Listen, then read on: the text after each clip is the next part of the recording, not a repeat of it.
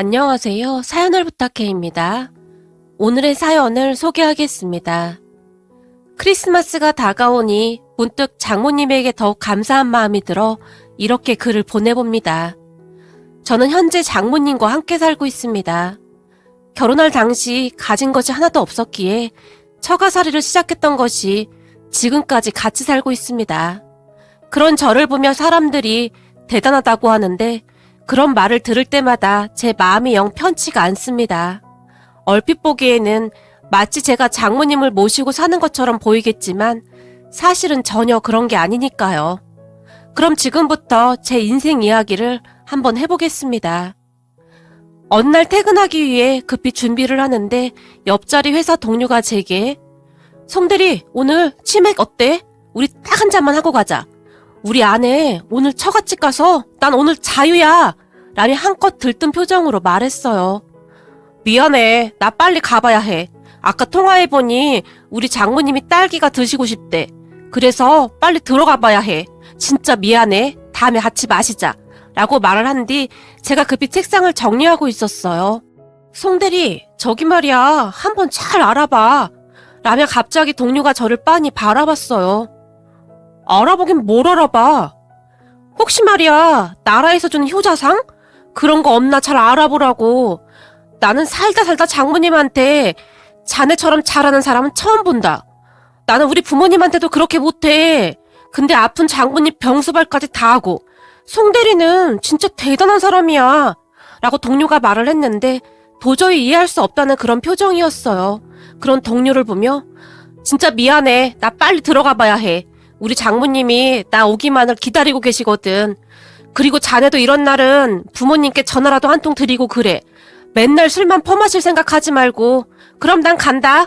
제가 급히 사무실을 나왔고 동료 직원은 그런 저를 그저 바라만 볼 뿐이었어요. 우리 회사 직원들 뿐만 아니라 제 주변에 있는 사람들이 저를 보며 유난스럽다라는 말을 많이 하지만 저는 절대로 그렇게 생각하지 않습니다. 우리 장모님에게 받은 사랑을 돌려드리려면 아직도 한참 멀었으니까요. 우리 부모님은 아주 오래전에 이혼했습니다. 그래서 저와 동생은 큰 집에 맡겨졌는데요. 처음 한동안은 엄마가 가끔 우리를 만나러 왔었지만 엄마도 다른 남자를 만나서 재혼을 한 뒤로는 아예 연락을 끊어버렸어요. 그렇게 엄마 아버지는 각자 재혼을 해서 살았어요. 그나마 다행이었다고 해야 할까요? 아버지가 학비 정도는 보내주셨기에 그렇게 받은 돈으로 동생과 저는 대학은 졸업할 수 있었어요. 하지만 아버지는 돈은 보내줬음에도 절대 찾아오거나 하진 않았는데요. 가끔 전화 통화라도 하게 되면 지금 살고 있는 가족들이 니들과 만나는 걸 싫어하는구나. 그러니까 따로 연락하고 그러면 안 된다. 학비랑은 큰아버지에게 보낼 테니까 그렇게 알고 있고 라는 말만 할 뿐이었어요. 그런 아버지의 연락을 받을 때마다 동생과 제 가슴이 미어져 내렸는데요. 우린 아버지의 따뜻한 말 한마디가 그렇게 그리울 수가 없었으니까요. 하지만 아버지는 새로 생긴 가족들의 눈치를 보느라 우리를 외면해버렸습니다. 그 뒤 저는 대학을 졸업하고 취업을 했는데 정말 악착같이 돈을 모았습니다. 그렇게 얼마 뒤 우리는 큰아버지 집에서 나와서 작은 지하셋방 하나를 얻어서 동생과 단둘이 살게 되었지만 정말 열악할 수밖에 없었어요. 그 추운 겨울날 점퍼도 간신히 사서 입을 정도로 악착같이 살았네요. 아버지가 대학 학비는 보내줬지만 그 외의 돈은 한 푼도 보내주지 않았거든요. 덕분에 제 어깨가 무거울 수밖에 없었는데요. 그렇게 열심히 번 돈으로 지하셋방에서 벗어나던 날 어찌나 눈물이 나던지 겪어보지 않은 분들이라면 절대 이해하지 못할 겁니다. 비록 월세이긴 했지만 동생과 저는 지하셋방에서 벗어나게 되었고 생활은 나름 괜찮아져 갔지만 그렇다고 해서 막 나아지거나 한 것도 없었어요. 다만 얼마 뒤 제 동생도 취업을 해서 생활비를 보탰기에 아무래도 이전보다는 살만해졌던 것 같아요. 우리는 그렇게 둘이 의지한 채 세상을 살아가고 있었습니다. 사실 큰아버지 집에 있을 때 워낙 눈칫밥을 먹었던지라 동생과 저는 눈치 보는 일이 습관처럼 되어 있었는데요. 큰아버지 집을 나오던 날 동생이 제게 하던 말이 지금도 잊혀지지가 않습니다. 오빠, 나는 지하셋방이라고 해도 우리끼리 있는 게 더 좋아. 그동안 큰엄마가 어찌나 눈치를 주던지 밥도 제대로 못 먹었잖아. 라며 울먹이기도 했거든요. 그래도 그렇게 말하면 안 되지. 엄마 아버지도 그냥 두고 간 마당에 우리를 돌봐준 건 사실이니까. 라며 제가 동생을 달랬지만 나도 알 건 다 알아. 사실 아빠가 큰 집에 돈을 엄청 많이 줬었잖아. 큰아버지한테 있던 빚도 다 갚아주는 조건으로 우릴 받아준 거잖아? 그거 아니었으면 우리 받아주지도 않았을걸? 라며 동생이 입술을 삐죽거렸어요. 물론 그런 동생의 말은 틀린 말이 아니었는데요. 그때 당시 우리 아버지가 사업을 하고 계셨는데 돈을 꽤 잘 버는 모양이었어요. 그래서 우리를 돌봐주는 걸 대신해서 큰아버지에게 돈을 꽤 많이 준 걸로 알고 있었으니까요. 사실 큰댁 가족들은 그 돈으로 꽤 배부르게 살긴 했어요. 그런 큰아버지 부부는 우리에게 정말이지 모질다 할 정도로 인색하긴 했지만 저는 그저 고아원에 가지 않은 것만으로도 다행이다 싶은 생각이었기에 큰댁 가족들에게는 어떠한 원망도 없습니다. 그렇게 동생과 저는 큰댁을 나온 뒤 다시는 찾아가지 않았는데요. 제가 가끔 전화를 해도 큰댁 가족들은 제 전화를 받지 않았거든요. 처음에는 바빠서 못 받는가 보다 했었는데 어느 날 큰엄마가 제게 눈치가 없는 거냐 뭐냐? 그만큼 키워줬으면 알아서 살아야지. 왜 자꾸 전화하고 그래? 이제 니들이 알아서 살아. 그리고 이제는 니들 아버지가 돈도 안 보내주는데 우리가 얼굴 볼 일도 없지 않냐? 라는 문자 한 통을 띡 하고 보내왔더라고요. 돈 때문이긴 했지만 어찌되었던 우리를 키워주신 건 맞으니까 명절에 선물이라도 들고 찾아갈까 했었거든요. 그런데 그 문자 한 통에 저도 정이 뚝 떨어져 버렸고 그 뒤에 우리는 큰댁 가족들과 완전히 인연을 끊어버렸어요. 그렇게 동생과 저는 오로지 둘만 의지한 채 살고 있었어요. 그러던 어느 날 회사에서 우리 아내를 만났습니다. 서로 업무를 공유해야 하다 보니 친해지게 되었는데 아내는 성격이 참 밝은 사람이었어요. 아내는 뭐라든지 자신감이 넘쳤고 항상 친절했는데 물론 저한테만 친절했던 것은 아니었고 모든 사람들에게 친절한 그런 사람이었어요. 그런 아내에게 처음으로 제 마음이 움직였는데 제 처지가 그러니 감히 고백도 못한 채 그저 멀리서 아내를 바라만 볼 뿐이었어요. 어느 날은 아내와 단둘이 식사할 기회가 생겼는데 이런저런 이야기를 하다 보니 서로 대화가 참 잘 통하는 걸 느꼈어요. 그 뒤 우리는 가끔 식사도 하고 차도 마시면서 조금씩 가까워져 가고 있었어요. 하지만 저는 아내의 주변을 맴돌기만 할 뿐 항상 눈치만 보고 있었는데요. 그런 제 마음을 아는 것인지 모르는 것인지 아내는 제게 항상 상냥했어요. 그러던 어느 날 회사에 출근했던 아내가 혼비백산한 채 사무실을 뛰쳐나갔는데 주변에 들어보니 아내의 아버님, 그러니까 장인어른이죠. 장인어른이 돌아가셨다는 말을 듣게 되었어요. 그 말을 듣고 저도 급히 장례식장에 가게 되었는데 장례식장에서 마주한 아내를 보며 그렇게 가슴이 아플 수가 없었습니다. 그런 아내에게는 어머니와 언니가 한 명 있었는데 두 분도 넋이나간 채 대성통곡만 할 뿐이었어요. 그런 아내의 가족들을 보며 제가 용기를 냈고 아내 가족 옆에서 이것저것 챙겨주며 그날부터 저는 장례식장에서 밤을 지새우며 아내 곁을 지켰습니다. 그렇게 장례식장에서 밤을 꼬박 지새우다시피 하고 다음날 아침에 다시 회사로 출근하기를 반복했어요. 그러다가 발인 날에는 회사에 말을 한 뒤 연차 휴가까지 냈는데 그런 저를 보며 사람들이 수근거리기도 했지만 저는 그저 제 마음 가는 대로 행동했습니다. 그런 제 모습에 아내와 아내 가족들이 많이 놀란 모습이었는데 특히나 장모님이 그렇게 고마워할 수가 없었어요. 아내 또한 그런 제 모습을 보며 조금씩 마음을 열어갔는데 어려운 시간을 같이 보내면서 우리는 더욱 가까워지게 되었어요. 그렇게 우리는 어느새 연인이 되어갔습니다. 역시나 아내는 참 좋은 사람이었는데 얼마 뒤부터는 제 여동생까지 살뜰히 잘 챙겼어요. 우리 집에 올 때마다 반찬을 잔뜩 가지고 와서 냉장고에 가득 넣어두기도 했었는데 동생과 둘만 사는 것을 알고는 장모님이 항상 챙겨서 보내주셨거든요. 그런 아내를 보며 제 동생도 참 좋아했고 한 2년쯤 사귀었을 무렵 장모님이 먼저 결혼 이야기를 꺼내셨어요. 어차피 자네 여동생이랑 둘만 사는데 둘 다 우리 집에 들어와서 같이 사는 건 어떻겠나? 우리 집이 좁은 집도 아니고 라고 제게 물으셨거든요. 네? 제 동생까지요? 그러면 장모님도 그렇고 처형도 그렇고 불편하지 않으시겠어요? 라고 제가 물었는데요. 우리야 괜찮지만 사돈 처녀가 불편할까 그게 걱정이긴 한데 아무리 생각해봐도 사돈 처녀 혼자 두는 게 걱정도 되고 계속 마음에 걸려서 말일세. 요즘 세상이 워낙 험해서 말이야. 그 당시 장모님의 말은 진심이었기에 순간 제 눈시울이 붉어졌어요.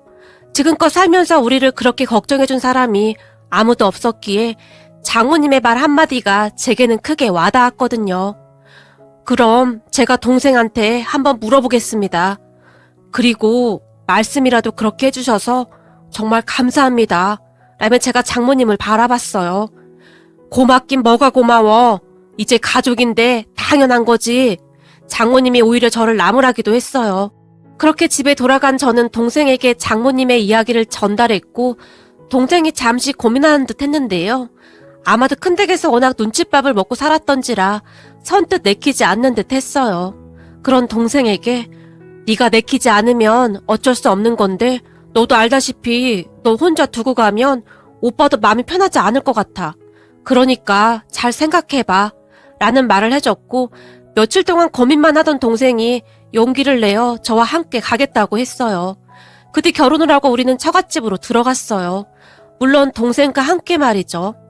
처갓집 가족들은 훨씬 더 좋은 사람들이었는데 한두 달이 지나자 동생도 금방 적응해 갔어요. 무엇보다도 아침에 눈을 뜨면 장모님이 따뜻한 밥상을 차려주셨고 동생과 저는 식탁에 다 같이 앉아서 밥을 먹는 그 시간이 그렇게 좋을 수가 없었어요. 그러던 어느 겨울 저녁 식사를 하던 중 제 동생이 저는 크리스마스가 정말 싫었어요. 다른 친구들은 다들 선물 받았다고 자랑했었는데 우린 단 한 번도 선물을 받은 기억이 없었거든요. 아무리 생각해봐도 우린 진짜 너무 일찍 동심을 잃어버린 것 같아요. 라는 말을 꺼낸 적이 있었는데요. 그 말을 듣던 장모님이 굉장히 많이 안타까워하셨는데 그의 크리스마스 전날에 장모님께서 동생 방문 앞에 커다란 선물을 놓아두셨고 다음날 방문을 열던 동생이 선물을 보고 깜짝 놀라 어리둥절한 채 서 있었는데요. 사돈처녀 메리 크리스마스. 그동안 사돈처녀가 착하게 살아서 산타 할아버지가 한꺼번에 엄청 큰 선물을 주고 갔나 보네. 라며 활짝 웃으셨어요. 그리고 그런 장모님의 말에 선물을 받아든 동생의 눈에는 눈물이 그렁그렁해졌는데요. 우와, 난생 처음 받아보는 선물이에요. 감사합니다. 라며 장모님께 감사 인사를 했지만 아니 그걸 왜 나한테 감사해요? 산타 할아버지한테 감사해야지. 그리고 그렇게 막 울고 그러면 내년에는 산타 할아버지가 선물 안 주신대. 그러니까 울지 말고 여기 앉아서 선물이나 뜯어봐요. 도대체 뭐가 들었길래 이렇게 큰 거야? 라며 장모님은 그저 활짝 웃을 뿐이었어요. 그런 장모님의 말에 동생이 신이 난 채 선물 포장을 뜯고 있었는데요. 처음 받아보는 선물에 손까지 떨리고 있었답니다. 그런 모습을 바라보는데 어찌나 행복하던지요. 아마도 태어나서 처음으로 느껴보는 가족의 사랑이 아니었나 싶습니다. 그런데 장모님의 배려는 그것뿐만이 아니었어요.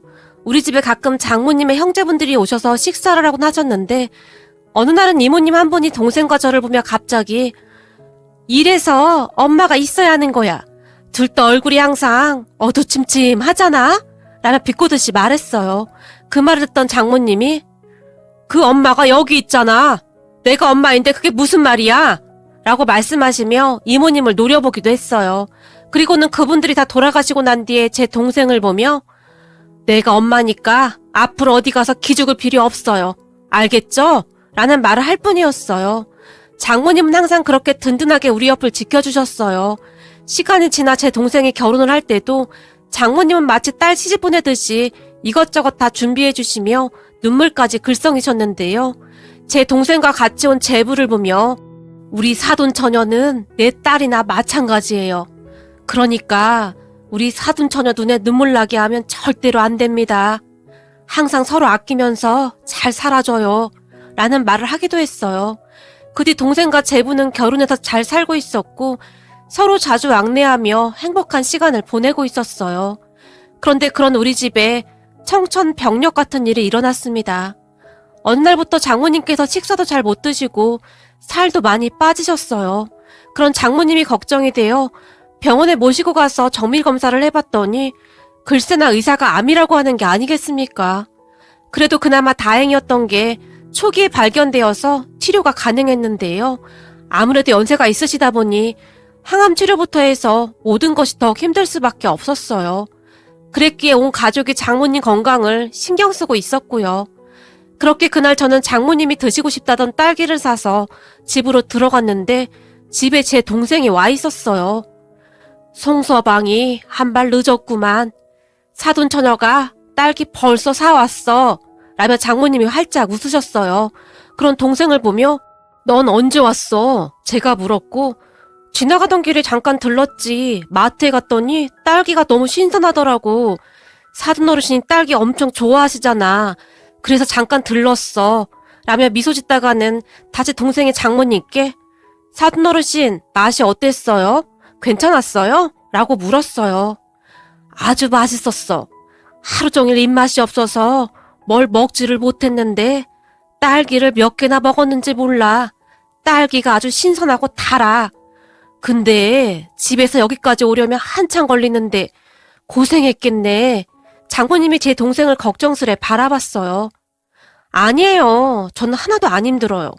그러니까 빨리 건강해지셔야 해요. 저 결혼식 하기 전날 저한테 그러셨잖아요.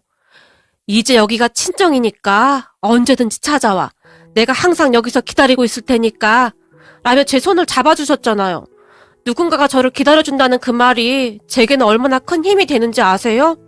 앞으로 평생 제 엄마가 되어주신다고 했잖아요. 그러니까 빨리 완쾌하셔서 항상 저 기다려주셔야 해요. 저한테도 든든한 친정이 있다는 게 얼마나 힘이 되는지 아세요? 라며 제 동생이 두 팔로 장모님을 살포시 감싸 안았어요. 그 모습에 우리 모두의 눈시울이 붉어졌는데요. 살면서 제대로 된 부모의 사랑을 받아보지 못했던 동생은 장모님께 그 사랑을 받으며 그동안의 상처를 치유해갔던 것은 아닐까 하는 생각을 해봅니다. 그리고 그 순간 장모님이 아무 말도 없이 제 동생의 등을 토닥여 주셨는데 나 절대로 그렇게 쉽게 안 가. 난 우리 손주들까지 다 봐야 하거든. 애 낳을 때 친정엄마가 옆에 있어줘야 하는데 나는 절대 못 가. 혹시나 저승사자가 데리러 와도 절대로 못 간다고 사정사정 할 테니까 다들 걱정하지 마. 라며 아주 단호한 표정으로 말씀하셨어요. 그렇게 장모님은 그 힘든 항암 치료를 다 이겨내셨습니다. 차마 옆에서 보고 있을 수가 없을 정도로 가슴 아픈 시간이었지만 어머니는 강하다고 했던가요? 장모님은 오로지 자식들을 생각하며 잘 버텨내 주셨습니다. 그뒤 장모님은 뒤늦게 결혼한 처형의 결혼식까지 다 챙기셨고 우리 부부가 낳은 아이를 안으며 그렇게 좋아할 수가 없었어요. 그렇게 얼마 후에 제 동생도 아이를 낳았는데 정말 세세한 것까지 다 챙겨주시며 주변을 놀라게 했습니다. 제부뿐만 아니라 동생의 시어머니조차도 우리 장모님을 보며 감탄을 할 정도였으니까요. 장모님은 항상 웃음을 잃지 않으셨는데요. 손주들을 볼 때마다 얼굴에 한박웃음이 가득하셨어요. 그런 장모님을 보며 참 많은 생각을 하게 되는데요. 꼭 배 아파 낳아야만 부모인가요? 사랑으로 보듬어주는 우리 장모님 같은 분이 진정한 어머니의 모습이 아닐까요? 평생을 원망만 가득한 채 살아온 우리에게 어머니의 참사랑을 가르쳐주신 우리 장모님께 진심으로 감사드린다고 전해드리고 싶습니다. 장모님, 이제 완쾌되셨으니까 앞으로는 절대 아프지 마시고 오래오래 사셔야 해요. 온 가족이 장모님만 바라보고 있는 거 잘 아시죠? 세상에 하나뿐인 우리 장모님, 우리 어머니 사랑합니다. 항상 건강하세요. 오늘의 사연은 여기까지였습니다. 즐겁게 보셨다면 구독, 좋아요 부탁드립니다. 고맙습니다.